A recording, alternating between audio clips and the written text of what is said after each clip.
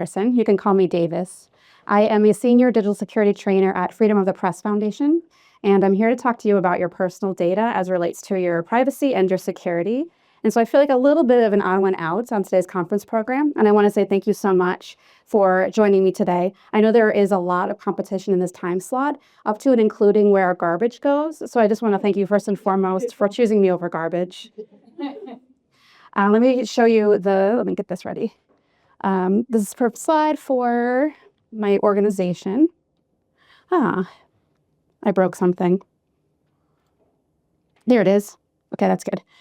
So this is what Freedom of the Press Foundation's logo looks like. That's my name, that's my title, et cetera, et cetera. I'm not a senior, but I am a senior digital security trainer. So today's agenda, I kept this very loose because I want to know what is bothering you right now about your data.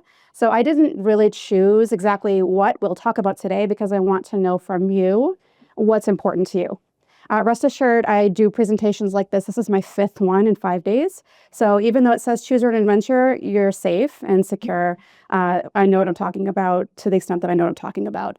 But first, let's talk about risk assessment after we talk about FPF a little bit, because I think it's a super cool organization. I joined FPF in August 2023. Before that, I worked in a library consortium, and I got a library degree before that, and then worked in music, and I have a music degree. That's enough about me. But FPF is a very interesting organization.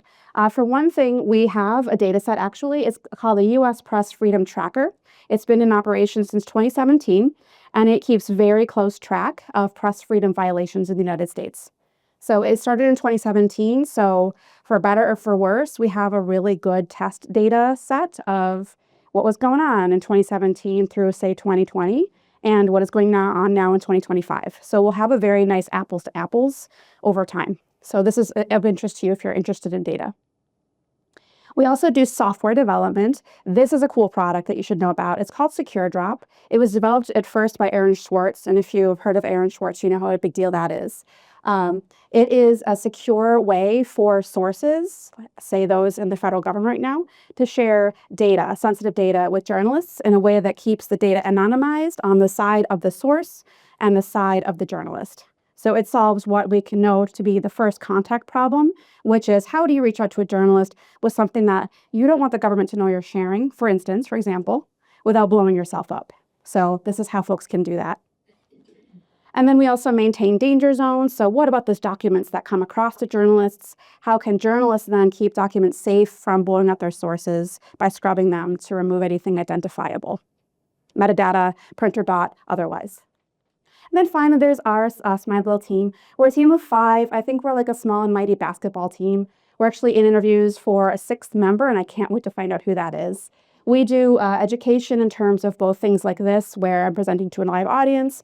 I do too many webinars right now, and we present conferences. We have guides online. We have a blog. We do as much as we can to get the word out about digital security practices as it relates to journalists. And you know that if it's security advice for journalists, then it's good for everybody because it is as secure as we can possibly conceive of it being. We have a newsletter. My boss, Dr. Martin Shelton, our deputy director, is the one who writes this. It comes out every Wednesday. It talks about what's in the news, how does it relate to digital security, and what tips can you take to protect yourself and stay safe given what's in the newsletter. And you'll start to see some trends in how to keep yourself safe. So it's actually a really great way to stay reminded and to really get to know what is important to do for your safety. So I call this a workshop because I don't like to stand and talk so much. I like to hear from people and have a conversation. So here's our warm-up. I'd love to hear from you, and we can do a show of hands since there's quite a few of you in the room today. How do you feel about your personal digital security? So here are the choices. You can think them over, and then I'll say A, B, C, and you'll raise your hand when it's appropriate. A, I do my best to keep up with the latest best practices. B, I don't really know how to get started. C, it's a bit overwhelming, feels out of my depth. Or D, I worry about it sometimes, but I'm so busy that I don't do much about it. So who here feels that they are an A? Excellent. How about B? All right, that's good to know, and we'll get there for sure. C? Feels out of your depth. Yeah. And to me, sometimes it feels that way too. Or how about D? You're worried, but you're so busy. All right. This is a great starting point. So you're worried, you want to do things that are concrete to help you out. That's a really great place for us to be. So this session is about that. Just a warning up front. There's a lot of digital security advice swirling around. It's made its way into like mass media publications. So there's a lot that you can read now. So some things that I will say you have heard before, consider that like if you haven't done the thing that I've said that you've read about, like this moment to be a call to arms. If it's new to you, that is also wonderful. Hopefully everyone here will learn something new to them, a tip or a trick or a technique. That's my hope and my goal. If I don't meet that goal, feel free to talk to me afterward and like we can talk next level. Okay, so this is FPF's own branded-ish way of assessing risk. We present this for starters because a lot of times when something risky is happening or I sort of get into that panic mode, I know I've been in panic mode a lot lately. And so what's really important is to find a way, a framework, if you will, for figuring out what is actual, what is worth acting on, and what it takes priority. Let's get out of our fear brain and into our rational brain so that we can actually take good concrete steps and not do anything that might accidentally blow ourselves up. So here's one starter exercise here. So say that you are walking down the street and this is what you're presented with. What might raise your suspicions in this moment? Dark and lonely. It's dark and lonely.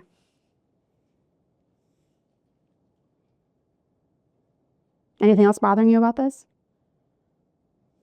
Yeah. You're in the middle of the street. Why? Why are you in the middle of the street? It's crazy. Yes. It's wet and you could slip. Yeah, these are good answers. Yeah. To me, I always notice that light shining in the distance and I seem to be standing on some tracks. Yeah. Which to me is that's probably not a good idea. So the point of these things is that we have the experience we need to assess risk. We do it all the time. Subconsciously, in many cases, right now, you're probably feeling pretty safe because you're in a room, you know where you are, you're surrounded with friends, right? But if you're in a situation like this, you might take steps to protect yourself. The same thing applies to our digital security as well. It's just that things feel invisible. We have our endpoints. Here's my phone, my laptop's down there. Here's a computer as well. These are just portals that we use to interact with information, and things are happening and we don't always know what is going on. So a risk assessment can help you sort of figure out what are the things that you're hoping to protect and then figure out what next steps might be based on all of these questions here. So let's get started with assets. So to me, an asset is a device, data that I might be accumulating or sharing when I'm browsing, documents that are in my Google Workspace that I don't want anyone else but my boss to see, communications I have, especially maybe with my boyfriend, things like this. What else would you consider an asset in your life as relates to digital security? Financial assets. Yeah, banking information. Yeah, you want to keep that safe for sure. Similarly, identifiable information. Yeah, PII, personal identifiable information. Can you share a little bit more about what you mean by PII? I don't want to know my social security number and then open bank accounts for me and then I have to figure out how to get it back. Yeah, so your social security number.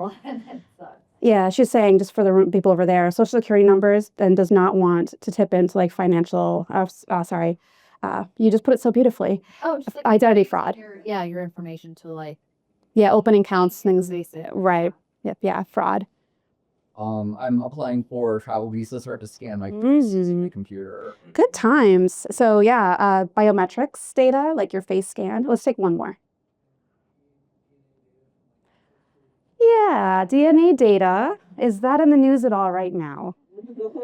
DNA data is very, very singular and very well worth protecting. That's so important that I'm going to stop here and say, if you did 23andMe, if you spit into that tube and sent it to them, I do not have any shade toward that. I may or may have done that myself before I knew anything about the world. They retain your sample in their locker somewhere, unless you ask them to throw it away. I've done that. And they will keep your DNA data unless you tell them to delete it. So now is a great time to do those things because 23andMe went bankrupt and now their assets, including your DNA, is available for sale. So write that down. Write that down and do it when you get home. Yeah, good answers. Thank you. So when we think about adversaries, who are we protecting our data from? So governments, of course, unfortunately, is like pretty well situated at the top billing right there. Corporations, we just mentioned 23andMe, that's another group to think about. Hackers, folks who are trying to do that fraud against you with your identity information, scammers who are trying to phish you to get the same, and trolls who might be harassing you online because they don't like what you have to say and they want to like impede your freedom of speech. So I do not mean to say that the assets, like all of these things, are all the time related. What I am saying is that it's important to sit down and think about what asset am I thinking about, and is there anyone on this list who might be interested? So it could be just one or two of these. It could be just one. It's rarely all five, I want to say. So, use your judgment with this method. So one thing that I learned when I joined FPF that I hadn't really put enough attention to was this idea of how adversaries might obtain your resources. So here is a little mental model. So you see someone's like coming up to the door, they're knocking on that door. They're like, hey, I'm legally allowed to knock on your door. Give me all you got. Whereas that guy in the back, or lady, I don't know, is coming out. Maybe they didn't get invited. They've got the bag. They're just like swooping on out with it. So in our world here, in the real world, there's a few different ways that people can get our data. One is backdoor attempts. So these folks who are doing this have no problem with hacking. They see no difference between your personal data and your professional data. It's all fair game. And they are not above using threats of retaliation to get your data either. Whereas, and this is what I had to learn sort of through experience, is that there are ways that adversaries can use lawful means to get your data. So these are things like legal requests. So subpoenas can happen, warrants. We're seeing this in like our very litigious, like our amplified litigious society. These things are happening. Requests for production, which is if you're in a civil suit, is how people can get your data. Or they can, crucially, legally purchase your data like we just saw in 23andMe as an example. Now, this is the place where I like to sit like really firmly is in the idea of likelihood. Who we are in this world and who might be interested in us is variable based on what we're doing, who we are, all those things. So there are very like flashy headline grabbing things like Pegasus and spyware, things that are like, oh my God, if this happens to me, I don't know what I'll do. That is very compelling to read about. But on the other hand, there are like everyday things that are happening that we can protect against right here and now. And guess what? Those mitigations for those low-hanging fruit, we call it, will protect you in the event of something bigger like a Pegasus or a predator. So there's a lot we can do right now that will help us on all circumstances. And we'll get to that. So some questions to ask. How common is this? You might read about a big scam, a big hack that happened. How common is that? What are some common digital security needs that addressing first? Like what can you do now? And lots of other questions too. So the good news here is that there are a lot of things that we can do, a lot of different mitigations we can apply to keep ourselves a little bit safer. And so that's what the rest of the session will be about. So before I go any further, what I'd like to do is just shut up for like 90 seconds. If you wouldn't mind just writing down, given all of the foregoing, what assets, as you sit here today, would you most like me to talk about protecting? It's the choose your own adventure part of this.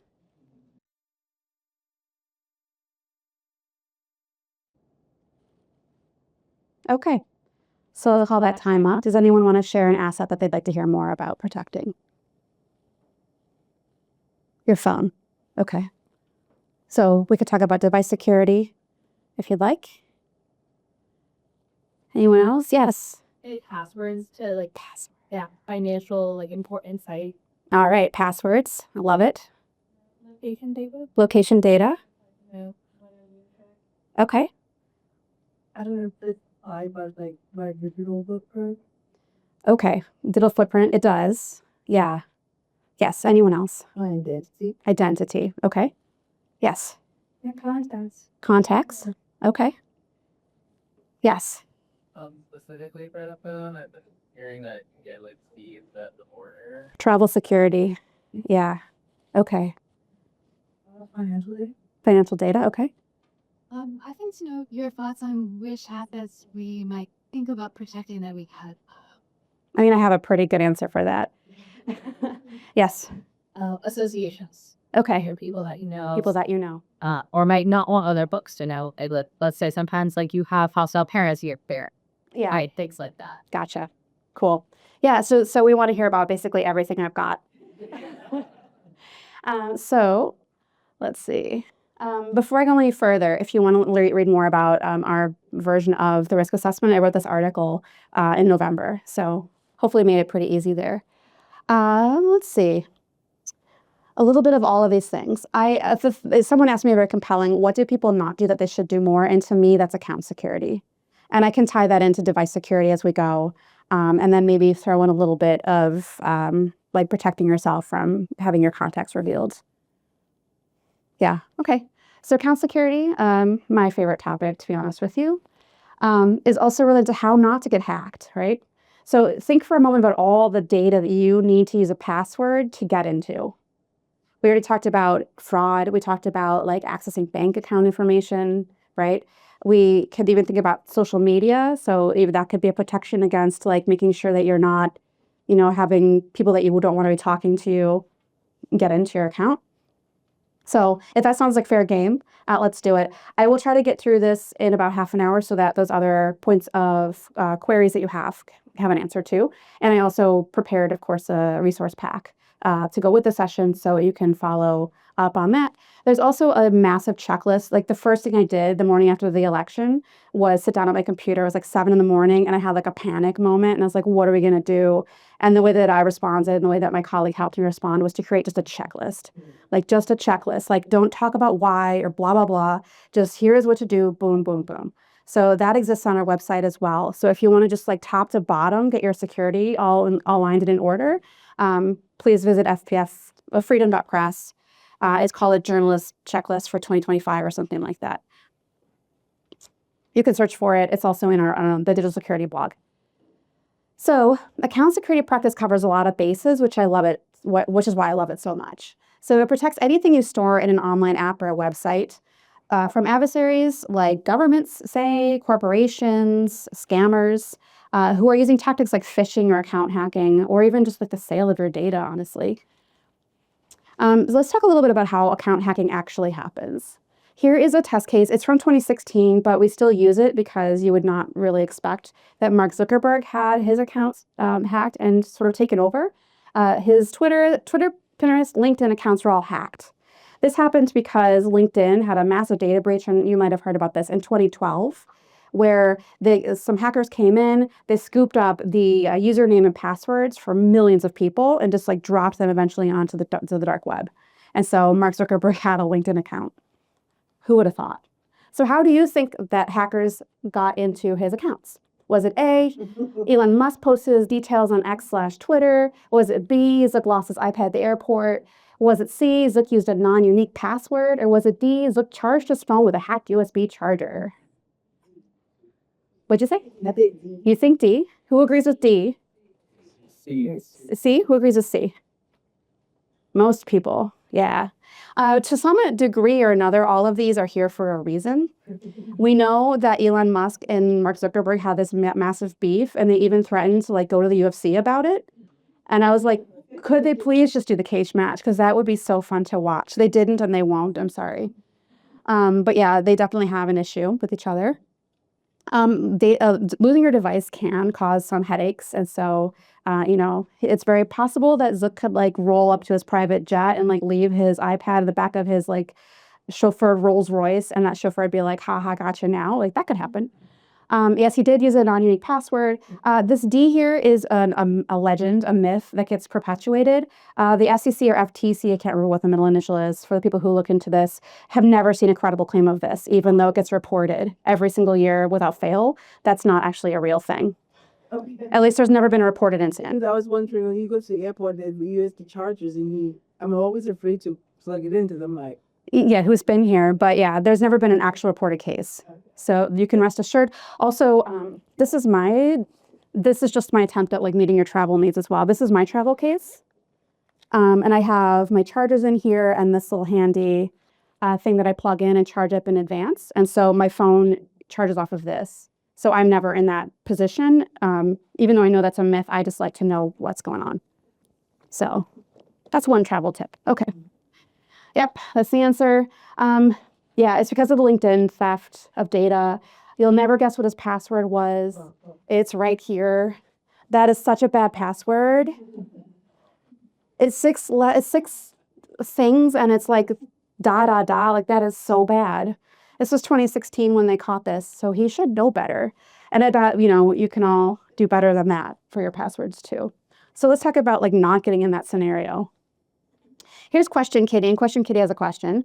What percentage of website application breaches were caused by account hijacking with stolen credentials?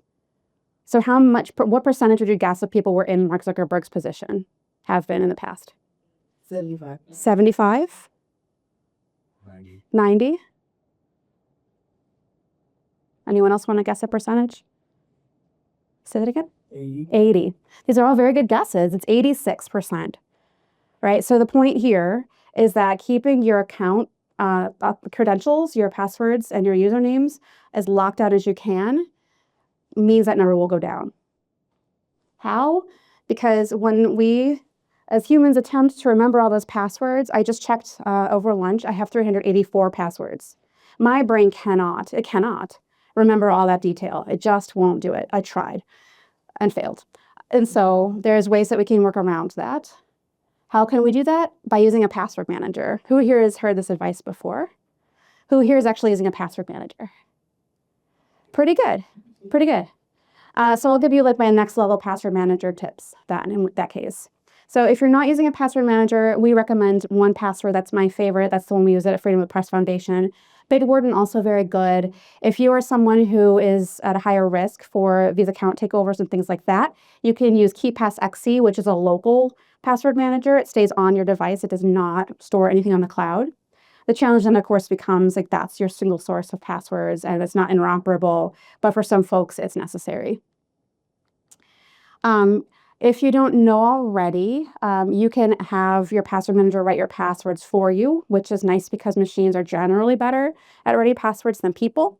One thing that is of note with this plugin is that it also provides phishing protection, because if you are storing the URL for the website that you're logging into, then if someone were to try to spoof that site and entice you to log into a fake version of that same site, your password manager would be like, no, I'm not doing that for you. So hopefully that's a pro tip, a next level password manager tip. Use the plugin. That's a really great feature. I have a question about like sometimes like browsers have like automatic password like I know like my one at work just like has something and then I ask like should I save it or not? What's going on there? Yeah, that's a great question. Everyone is falling all over themselves to provide account security nowadays, and rightly so, because this is a problem that our service providers are encountering too. They don't like to see it. They don't want that intrusion into their systems any more than you do. So Google, for instance, in Chrome, they'll say, do you want to save your password? Same with Mozilla, it's just good practice. I always say if you should save and create your passwords somewhere that's not your brain. That's one thing. So it's okay to use that if that's what you're doing. The problem becomes if you can't like use Mozilla Firefox if you're storing your passwords in Chrome as easily, for instance. So there's an interoperability issue that I don't super care for, but your mileage may vary there. Okay.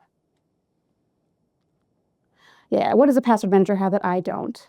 It can create and store passwords for you, as you know. You can also share vaults. So my colleague David, who I know some of you know, gave us his Paramount Plus password in the shared account. So if ever I want to like have Star Trek coworkers, I just use David's password, and that is a beautiful thing. That also alerts you to reused passwords. We just saw the 86% statistic.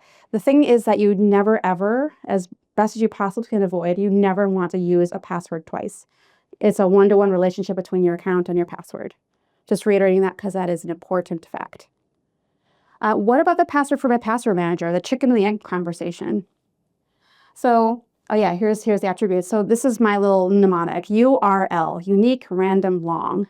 So your password for your password manager, how many times can you say password in a sentence, would be best protected if you have something super long that's not guessable at all. That's random, that's long. You can use another password manager to make that for you. You can get a passphrase going, so 5 to 7 random words that are tied together with like a special character or a number would be good, if not spaces or dashes. Yeah, you can use whatever separator you like. There's also a super fun thing you can do with dice. EFF, the Electronic Frontier Foundation, published a word list. You can take some dice and like get 5 dice and roll them and like find out what number that represents, go to that list, choose that word, do that 5 times, and you've got an amazing password, and you've like played D&D with yourself. So you win all around. Any questions about password managers? Yes. So kind of similar to the Chrome question, is it fine to just use like the default one on your phone, like Apple? Yeah, Apple went to great lengths to make that really secure. So yeah. You don't think so? Can I give you a real example? Sure. I had a friend who wanted to borrow an iPad for a presentation, and then there was no way to log out of it, and then all of a sudden she can see every password I've saved on it. Yeah, that's a good point. Yeah. And for you too, if someone's ever borrowing your device, it does expose you that way. So good point. If you do use like a device-based password manager, that is a risk. Yeah. Thank you for saying that. All of this also like, if you're using the Apple one, it doesn't let you use Face, right? That's a good question. Things like, oh, you could save, but if you have your Face ID on it, then it doesn't matter, right? I think you're talking about like device passcodes and biometrics. Yes. Okay, so that's more of a device security question. So just I'll frame it that way so that everyone's. Do you have a reaction to that or another question? Okay, I'll come back to you. So biometrics. How do people feel about biometrics? Are you pro or are you con? Thumbs down, thumbs down. Iffy? Okay. Yeah, I'm with you. We have some things to consider there. One is we live in a surveillance world. I bet if you go outside and you look around, you'll start to see some cameras. We just heard about congestion pricing cameras. I'm like, what is being caught by all those cameras? Right? And so there is a case in which if the camera catches you the wrong way, like typing in your password might not be your preference, which is, a risk, but not like the biggest risk. Biometrics are also maybe not the greatest in a situation where your phone might be taken from you for any reason, or even if you're like a grown-up and you have a child and they're like trying to get in your phone and like steal your finger. Hasn't that happened to anyone here? Where like your little kid's like, oh, I want to take a picture of your face so I could play the game I'm not supposed to play. So there's that. Also, like legally, I'm not a lawyer. Legally speaking, it's like you cannot be compelled to offer up your device passcode. That is a thing in your mind. It is protected by the Fifth Amendment. And the legal framework around biometrics is much more fluid and hasn't really landed anywhere that we can say for sure that it doesn't hold up as well as a passcode does. So those are some things to consider. I never say no to a passcode to face thing. I know technically that on my phone there's a chip. It's called a secure enclave. It's a secret place. It does not beam onto iCloud. My face does not leave my device. It's designed that way. If you want to know the technical thing, it's called secure enclave once again. So it's not so much that I feel like, oh, the cloud's going to get my face. And it's not even like a picture of my face. It's like a 3D dot representation of my face. So just some things to think about. So I use, Face Unlock for financial transactions, but that's about it. Greta. I just wonder, somebody could, in WN sort of functional engineering rates, like somebody could flick the boat at your face if you do somebody else. Yes, there was, in the press freedom world, a case, Dylan Goldhill was a Stanford reporter as student who was just covering a Gaza protest. And you know what hot button thing that is. He was just there to report. He was falsely arrested because, reporters should not be arrested for covering a thing. He was. While he was in jail, the police came and they tried to use biometrics against his face. And so he was able to turn away real fast and not let that happen. But that is absolutely a risk and a thing that has been covered in our press freedom tracker. So it's absolutely a risk. So the question becomes, if you're knowingly going through the border, if you're knowingly a reporter going into a protest or another hot button situation, maybe that's where you go into passcode only mode. If you're just sort of getting coffee and you want to pay with your phone, that's another scenario, right? So that's why we have a risk assessment. Think through it before you do the thing. You had a question. Oh, yeah. I was wondering about the risk of the password manager being hacked versus me as an individual. My system's not secure, but I feel like I'd be less than a target than a password manager. Yeah, I love that question because LastPass was breached in 2022.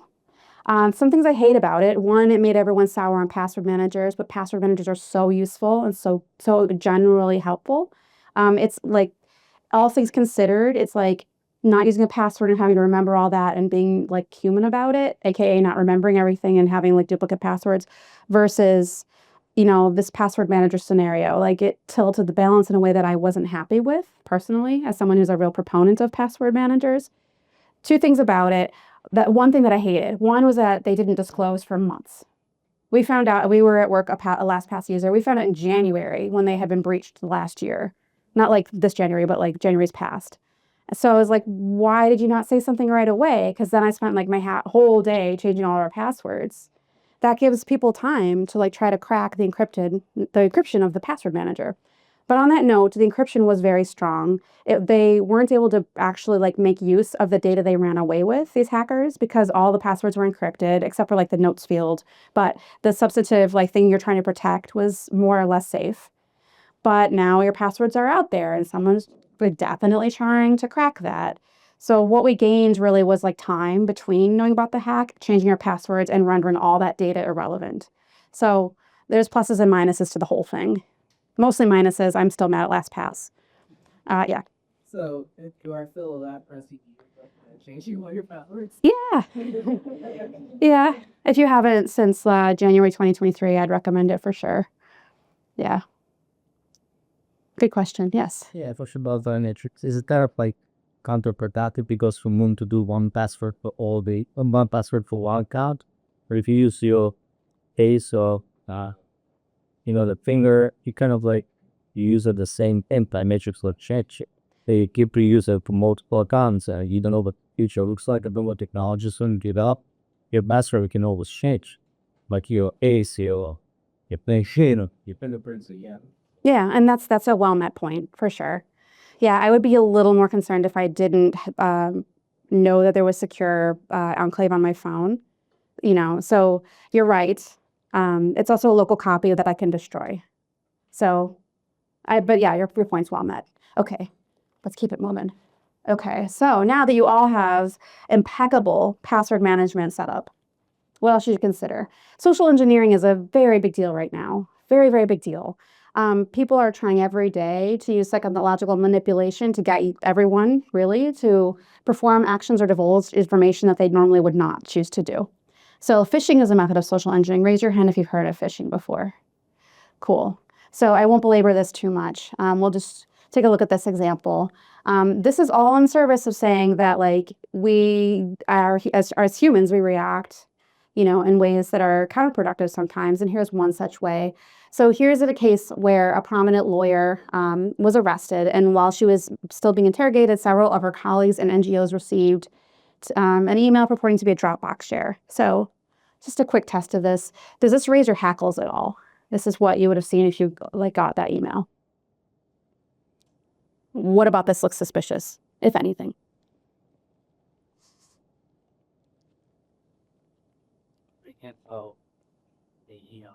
Oh yeah, it's blocked. Yeah, that's what you look at. The email address is dropbox.noreply@gmail.com. So there's two things wrong with that. One is a Gmail address, and two, they misspelled reply. Anything else? Have something like the PDF that looks kind of weirdly out of place. Yeah, the branding is weird here. Like, why is it fuzzy? Why is it so small? Why is it off center? Surely Dropbox has guidelines for that. So that's weird. And then here's another thing. Does anything raise your suspicions about this? This is what happens if you click on that blue box on the previous slide.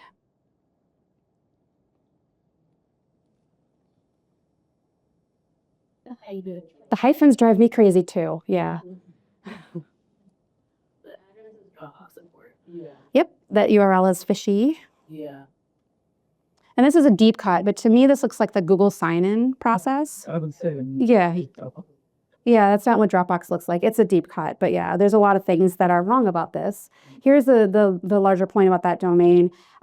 This bit is what you should look at. This is the part that people financially have to like pony up to have. So they had to pay for serve.http.com. They couldn't buy Dropbox.com for obvious reasons. And so they're like URLs are being written more and more to trip you up, to put like what you think is a salient information like to the left of the thing, when really whatever comes before .com or .edu or .net is what's important here. So a lot of this information is just like, yeah, old hat. There's a lot of words that people call it. My colleagues and I debate about the slide every time. I'm like, leave it in. It's so weird how like there's all these words for it, but it all means the same thing. And I say leave it in because you might encounter some of these terms. And I think it's important to know that it all just means one thing. It all just means someone's trying to get you to enter your information on their servers instead of the servers that you're trying to log into. Does anyone want to know about any of these? What's Please. Oh no, I was just gonna end this thing this quick earlier, but like some of the stuff is like a little sophisticated or like app and off Dropbox like a lot of times. So like yeah, it's like this is not Dropbox. It's like I think like sometimes when it comes to my parents or my parents, like getting them to like do all of this, I ask like how do I like I know. that is for you? Yeah. So I don't know, maybe that's like a like your conversation, but I feel like a lot of this is like a checklist for me. Because then there's like a lot of people in my life where I'm like, our information is connected, and also I don't want you to get a call that like makes you think I'm like kidnapped or something when I'm not. And then Yeah. you know like how you like make this applicable to like people that are you know like to make it a little less tech. I have that. My someone in my family, I won't say who, had their Facebook account taken over earlier this year. They are in like actual mourning over it. Like I hear still about how they miss Facebook, and I'm like, oh, I'm so sorry. And also, they had their phone stolen when they were traveling, and then I got a call from them on WhatsApp, and then I found out that their phone had been stolen. So you can imagine, Yeah. I was in all sorts of like, what is happening? And I wish I knew. I wish I knew. Yeah. Like part of me really wants to like campaign to work for the AARP because I'm like, I need to help with that in particular. So I don't know. Like really easy to if it can pull like people that have been using computers and stuff like your whole life. Yeah. It's like where do you even start with people who like kind of had to like come to technology later in life or don't have a lot of experience using computers. Yeah, I share your concern wholeheartedly. Yeah, and I'm always thinking about that. You know, I was like, then I was sending my mom like, oh, fish, like here's an example of, and I was like, this is not real. Like this is like my work life and my personal life. I don't want that, but yeah. Yes. So sometimes the URL might be obscured. So how do you know, like sometimes you might press on it, but then, oh, it's the wrong, the wrong email. If you get an email or whatever, how can you get the whole string for the URL? Yeah. You know that it's, legit. Yes. So this is a slightly technical thing, but you can look at the source code of the email. You can look at the email header to like see beneath the hood there. If ever you're in doubt though, and this is my like more general advice, if ever you're like, I don't really know about this, just don't follow that link. Just open whatever service is telling you that like, oh, you have a bill that's due or whatever else. Just go there, log in, and like see for yourself. If they're sending you an alert, the backend will have an alert also. So you can just like don't even click that link if you feel like it's not going to be good for you. So you can just do a right click and go to the impact source. Yeah. Mhm. Yeah, you can do that for sure. All right. you kind of skim this website, something like how might have been Yeah. Oh, yeah. tells you if your email leaked or something. Do you have any advice on this? Like, is it secure to put in your email in this website? Or, Yeah. or aren't you like leaking your own email? See, that's a really good question. Yeah. So the person who stood that up is Troy Hunt, and he's one of the go-to security experts, just generally. So he's not capturing that data, as far as I know, and I don't think he is. He's not capturing your email address as you look it up, so that's okay. But fun, weird fact, like Troy Hunt also got phished this week. Oh. Because these are getting so sophisticated, he got something from MailChimp that's like, and then a lot of these things are like oriented toward being like, oh my God, I have to act. Like if you have that sensation, honestly, like that's a red flag because they told him that he was going to lose access to his MailChimp account if he didn't follow this link and clean it up. And it was a very official looking email. There's screen caps on his website. And he followed it and he entered his time-based one-time password code, the 6-digit code that you can put in. And they just like snapped that up, logged it on his behalf, and just took over his whole account. Troy Hunt. It's like, how are we supposed to cope if Troy Hunt's getting phished? So it's a very big, and that's why even though people have heard about phishing, I still talk about it as much as anyone will let me, because it is only getting more crazy and more sophisticated. We heard about congestion pricing, some of us earlier today. That was used as a basis for sending a bunch of SMS-based phishing attempts at people. They're like, oh, you have a toll due. And you're like, oh my God, I did drive in Manhattan. And then next thing you know, you're in some weird place giving some information you shouldn't be to people who shouldn't have it. So, and end of soapbox. Does anyone want to know about any of these? Yeah. Waterfalling is when the scammers know for sure that this is a popular website for people who are like in industry or like they're using it a lot. And so for me, one time I got I don't know what, tricked because they set up a website that looked like the hotel that I was trying to book. And so they stand up a very like lookalike site, and then it looks like what you'd expect. And so then you're trying to log into a place that's a spoof site. They're actually, the scammers are back there with like the server access, and you're putting your account data in there. Sometimes they'll even set it up so that like it then logs into the actual site, so you don't even know that you've given your information to someone that you didn't mean to. So which is why you just look at the URL. Yeah. Okay, yeah, it's only getting more finely tuned. We have AI now, scarily. Sorry. So a lot of these are like yes and no, but the URL will always be wrong. People can't take a URL from some place that's already registered it. So that's one way to know for sure is that URL. So again, if you're questioning things, just leave the email, go to the website, log in with your password manager, because now your credentials are lined up to the right URL and you're fine. Just be clearer. Go to the website of the actual company. Go to the website of the actual company. Yes, thank you. Yeah. Go to the place where you actually need to put your information. Don't give it to someone who doesn't need it or deserve it. Okay, there you go. That's that. So what to do? Take a moment. This is what I wish I could tell my family member. Just take a moment, take a breath. You know, if there is a time-based pressure, that's a red flag. You know, a lot of companies will be like, you have 30 days to comply, not like do it immediately, you know. So it's okay to seek another opinion. At work, we have a very healthy culture, I think, of like, we are investigating phishing. Send us your examples. We want to see your examples. And so people share their examples with our appropriate channels at work. So we can also see what people are confronted with and build up our database of like real life examples. If it's a spam, it's in your email inbox, just trash it, mark it as spam, get it out of there. In text messages, you can block the number and just delete it. The more you do this, actually, if we all got a spam right now and we all blocked and deleted it, the ISP would be made aware and they'd be like, you know, that person might lose access to that number. If it's a phone call, if you're a millennial, just let it go to voicemail. That's what millennials do. So yeah, you can call back the number that's in your contacts, not necessarily call back the actual spooked number, but go to your contacts and call that person back. Or if it's like AT&T or something, just look up the number on a bill that you received. Okay, any questions about account security things? Yeah. Curious about sites that have the option of like using your Gmail account or deep account.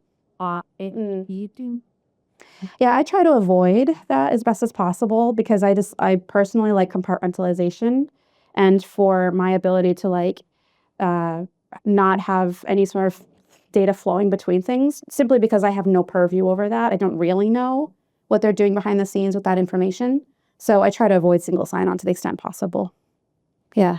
Yeah, basically, it's as a paywall, you need to pay spare the dedicated something making up. Okay, I mentioned there payments. Yes. Yeah, that makes sense. Yeah, so the best of your ability to set up an account for each service that you're using. Yes. We have single sign-on at work. Mm. We're a government agency. Mm. So if you're seeing single sign-on, because they're implementing it right now for smart recruiters, our whole system. So if it's not something that is recommended, what would be the alternative? So I would not want to trod on what your IT department's trying to do. I'm hoping that you have good security there. Moreover, I'm sort of talking about like using Gmail to log into like Fresh Direct or like a food delivery. I'm hoping that your accounts are all set up so that you have monitoring going back on behind the scenes at your work, that there's security professionals there who are like able to see broadly what's going on. So that's what I'm hoping for you. Yeah, that's what I'm hoping for. Fingers crossed. All right. let's see. So we're 15 past. I just want to give a shout out to two-factor authentication because it's like the hero, really, of the security world. It's really great for a couple reasons. One is that it helps prevent phishing attacks if the phisher doesn't actually ultimately get your second factor as well. This is a way that you can even be alerted if someone's like, if your phone's all of a sudden like, hey, here's your 2FA, and you're like, what? And you don't know what's going on, you can check it out and log in separately. We are all familiar with this flow. I think this is the SMS flow, so simple message service. You get that 6-digit code sent to your number. It's good to have MFA, but there are better ways because rarely, this is likely a question, rarely an attacker can call, in my case, AT&T. They can say, hey, AT&T, my name's Davis. I lost access to blah, blah, blah. Could you please reset my SIM? And next thing you know, they've ported their number to my SIM card. Everything that's supposed to go to me goes to them. And then they've got access to my accounts if I use SMS as a two-factor authentication method. So again, this is unlikely, but it's just a little bit of reason why we like things like security keys a little more. Has anyone seen these security keys? Yeah, raise your security key high in the air if you have one. These are so cool. I love this so much. This is my Yubico security key, and you've got Yubico too. You have a USB-A, and I have a USB-C. I have both. Oh, you have both, but that's the one I can see. Oh, you've got the one that you leave in your computer too. Yeah. Cool. It has NFC, near field communication. Like when you get in the subway, you tap your credit card. That's NFC. So I could theoretically, with my old phone before I had a USB-C port, I could tap it, and that would be my 2FA method as well. So it's the something that you have aspect of verifying your identity. So Yubico security keys, they're $29, and they are a lifesaver.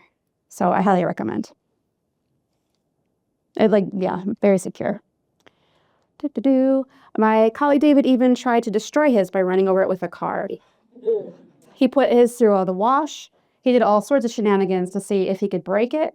Guess what? He couldn't. So they're also very hardy and easy access. They're with me all the time. Where do you lose your key? Yeah, that's a slide coming up. Yeah. Authenticator apps are also a great way of getting a single sign-on. Google Authenticator is an app that I've downloaded to my phone. When I go into the back end of the account for which I'm trying to set up my two-factor authentication, I just check and see if they have authentication. I take a photo of the QR code with my phone and type in the code they give me, and then it's synced up and paired. And then I just look at my Google Authenticator app, grab that 6-digit code, and drop it into the service. So it's good to have backups for 2FA. It can be used for non-Google accounts as well. You can use it without an internet connection, so even if you're traveling, it's there. Set up as many 2FA methods as your heart desires. When I was logging in here, I couldn't get my Yubico security key to work because I couldn't find a USB-C port, but it's okay because I had my Google Authenticator app. So we can look at my slides with no problems. You can look and see, try it before you buy it at this website. It is 2FA.directory. It just tells you what types of 2FA are available on your accounts, just so that you know what's available so that you can set things up however you like. What if you lose both your keys and your phone? While you're doing all this, while you're nosing around back there in your account, take a moment to grab your backup codes. These backup codes will let you gain entry back into your account. A lot of sites and services have backup codes. Pro tip, you can store these in your password manager. 1Password has the ability to create new fields. So I just drop it into a new field and name it backup codes, just because I like to be organized. Here's an example of that. So this is a little movie about 1Password, and you can put those codes in a new field and label it as such. Another pro tip, since you guys are all pretty well advanced on this, is I lie whenever I'm asked to create security questions. I'll pick a question and I'll just lie in the answer. Thanks. I'm going to wear that badge proudly. I never give actual information in my, never. You could find stuff out about me. Why would I do that? So because of that, and because I will never remember that I lied on a question like that, I have a field that says security questions. And I tell myself what question I answered. I tell myself how I lied, and then it's in my password manager. So lots of ways to use a password manager. Okay, let's see how well I presented this topic. Pop quiz. Which of the answers on the right is not a method of 2FA?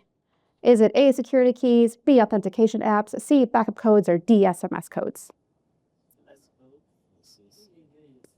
Oh my god. It's okay.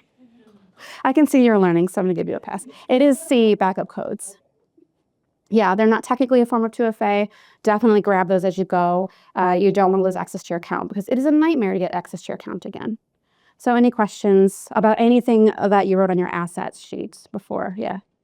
Way to using 2FA or pass keys, UP keys in the way that beat you unsecure? That's a really broad question. Let me think. And it's okay. It's good to have my brain challenged. Any way to mess it up? Yeah. It seems like they're good. And I use them too, but like I'm like maybe social engineering or Oh, for what specifically? Maybe like 2FAC or I mean, it's easy to like steal someone's duty key, respect that, and then know how to use it. Yes. I thought Yeah, that's a good question. That last one's easy to answer. It would be really hard, I hope, for someone to look at these keys and say, oh, those are Davis's keys, if they find it on the ground or something like that. So that's my hope for that particular vector. There is, in the phishing world, they're fast enough to like grab that 6-figure code as you enter it. That's how Troy Hunt got screwed with MailChimp. So there is that like issue where you are using your 2FA appropriately, but someone is snapping that up too. And so that is one way. That's a really hard way to know, unfortunately. So that's why my recommendation is if you have any inkling of suspicion to go to the account provider's website, then the URL that you know and trust. Yeah. Yeah. But I'll keep thinking about that. Yeah. Again, hopefully you answered the question and the question is that I looked for my name and they sent me a code and I used it to tell those the code, which I haven't looked. Oh wait, they did them hard, but they bomb they always said you go. And I got nervous, like that, oh I don't want to do that. But I'm paging back and then oh we home you and then I knew the code. And it was not game well okay. The other question is like if you're talking to a scheduled entity and they seem like they're trying to scare you. What's your advice? Yeah, I mean, I appreciate your spidey senses going off. Like, you know, better safe than sorry. Well, I did it anyway. Yeah. Yeah. I mean, honestly, it's okay to be like, let me call you back. Like it's always okay to say, let me call you back and hang up the phone and like look at your bill or whatever and like call them back and say, hey, can you verify that X, Y, and Z is required of me? Like, it's always okay to get a second opinion. That's what I would say to that. Yeah. Yes.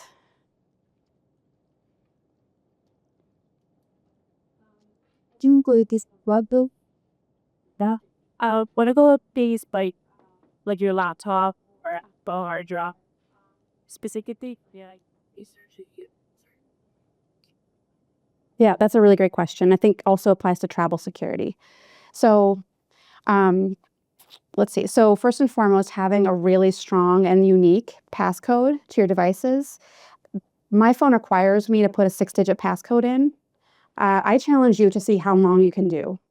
Like maybe you want to pick a word and map the numbers to the word. My passcode is 13 digits long.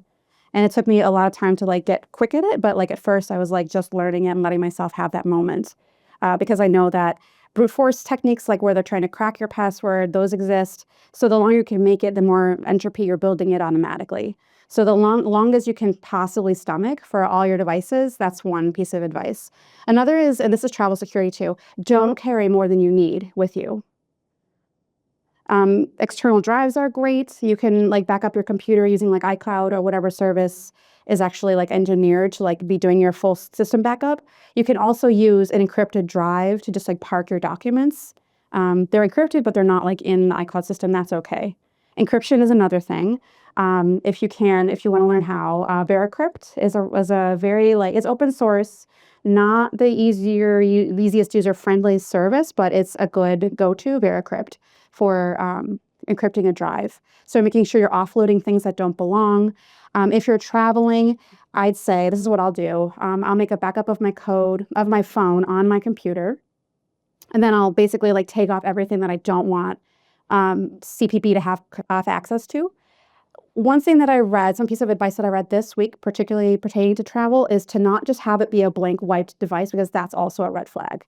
So to whatever extent, if you can like build a separate, this is going to sound so weird. If you can build a separate persona and like just have data that's like not really attached to you that you've got, that makes you look like you're a normal human person just traveling through, that doesn't reveal too much about you, is a nice sweet spot. And what about Wi-Fi? Like, let's say you go to a hotel and you want to use your Wi-Fi either on your phone or on your laptop. What advice would you give for that? Yeah, that's a really good question. So in the browsing privacy sphere of these slides, which we don't have time for, unfortunately, we talk about what's happening when you're communicating with the internet. So when you're pulling something up on your browser, you're actually accessing something from another server, and it comes to you through all the port protocols, TCP/IP, maybe you've heard of. And so that's just like there's a data exchange that's going on all the time. So if you do not know who is between you and that server, if you're like, it's Marriott, and like, who's Marriott, and I don't trust Marriott, I would say a VPN is a great thing for that. VPNs are like marketed as a panacea. I just want to make that super clear. If you look at Nord's Instagram page, they're just like, protect yourself, use Nord. It's like, yeah, no, that's not actually how it actually works. It works if you are trying to do a private search. Nord is not my favorite company for this. We have a listing on our website starting with Molvad, because Molvad does not retain personal information. You can send them literally, this is not an exaggeration. You can send them $5 in the mail and they'll send you back a code, and that's all you need. So you don't even have to identify yourself to Nord. To Molvad. Nord, on the other hand, who knows how much they're selling data, who knows what's going on with them. So yeah, that would be my recommendation. It only, like the thing that VPNs do, it encrypts your data, and it kicks your browsing to a server that is owned by your VPN. And that's literally it. When you log into a site, you are announcing yourself to like if you're signed into Google, Google can still see that you are who you are. I'm putting a really fine point on it because this is such like an area where people are like, yeah. Could you explain the backup codes then again? I just didn't understand. Yeah, so backup codes are just there to help you if you get locked out of your account. It's just a way that the company has issued to claim that you are who you say you are. Okay. So So like have them there available. You mark them down at an earlier point yeah, to use them to get back in. yes, exactly. And then the second question is, what do you have any advice for private usage? That's a good one. This gets into data brokerages and all of that stuff. And like, to what extent is your credit card selling that information about you? To what extent is the marketplace that you are using your credit card selling data about you? Hardcore security people are use cash. And like, I could see why they would say that, but I think your risk assessment comes into play. Like, are you someone who is vulnerable for having all that data out there about you? But yeah, if you're super, super secure, would be cash. But not a burner phone, because there's things about burner phones. So I also read a thing saying that especially for border crossing, it's a red flag, have your phone blank or when you're blank. And like I saw that, but I guess kind of my question is like, but also like, so what? Because still based on my very not JV understanding of American law, they can't force you to log back into your Gmail or reinstall an app or this. So it's like, you can take my blank phone, you can keep it for all I care, but you can't use that for any other criminal investigation based on my understanding, like Fifth Amendment, among others, Fourth Amendment. Yes, and they're getting really pugnacious, I'm reading. And I'm assuming you're a United States citizen, so you won't be detained forever, but they can detain you. Yeah. So it's up to you. Do you have the stomach to be like in a cell for X number of hours that you can't determine and may not know the end to? Like that's the question. If you're just like, well, I have free time and I don't mind, like that's up to you. Personally, I would hate that. Well, but it would help. Like I was just handing them a blank phone. They might just not. I mean, they might literally just not like it, and they might just be like, go over there for X number of hours. Like that's the risk, right? Yeah. That's what we're seeing. But you have the benefit of having United States law. there's some like gooey area. I'm not a lawyer. The CPB is like it's like a zone. It's like a liminal space where like you have to get through it. You know what I mean? And so I would be as like proper and quiet and like compliant as possible so that I could get out of that situation. And so me having a phone that looks like a phone that I would use but isn't the phone that I would use would be one way to just like sail through if I could. Sure, like I guess in my case specifically, like I'll just delete social media apps or so. So Yeah. they can't prove that I had Instagram on my phone or WhatsApp on my phone, for example. Yeah. So again, that's where risk assessment comes in. So a journalist might have source communications, and that might be something to think through. So there's just like awareness of like who are you in the world, and what might catch attention. So you might be in like a pretty nice spot. So we're past time. So I want to invite you. I haven't heard a cowbell though. No. I want to invite anyone with questions to feel free to stay back, but I want to release everyone who's done. If you have any questions for me, I'm davis@freedom.press. I'm happy to hear from you. And yeah, I believe that Noelle will distribute the documentation that comes along with the session too. So thank you so much for your time and for being here.